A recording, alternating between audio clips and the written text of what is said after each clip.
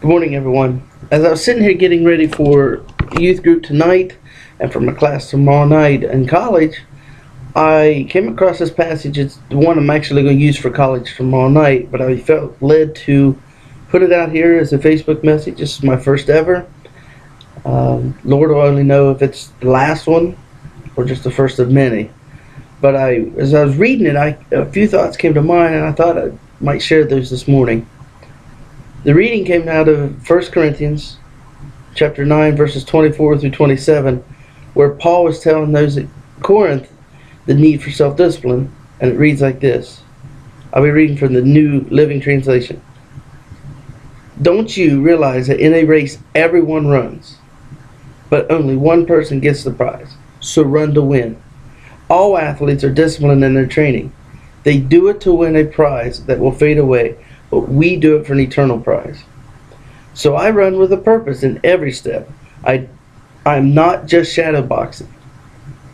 I discipline my body like an athlete, training it to do what it should. Otherwise, I fear that after preaching to others, I myself might be disqualified.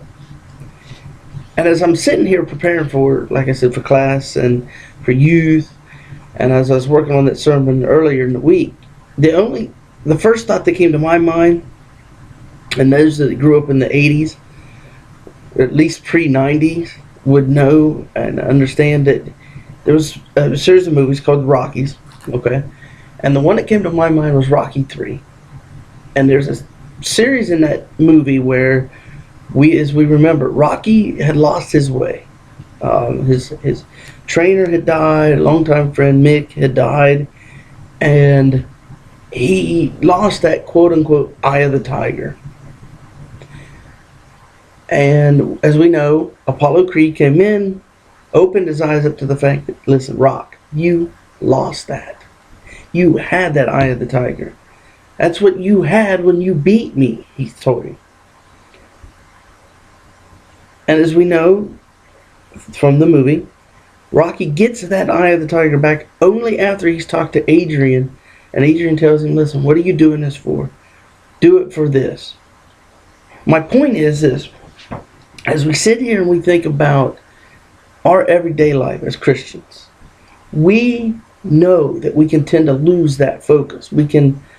Something gets in the way, and we lose that eye of the quote-unquote eye of the tiger, where, we want to sit there and we look toward the future, and we look toward that eternal life, but we tend to lose that if we don't keep our eye on the prize, if we don't train our bodies and our minds and our hearts, everything, to be godlike.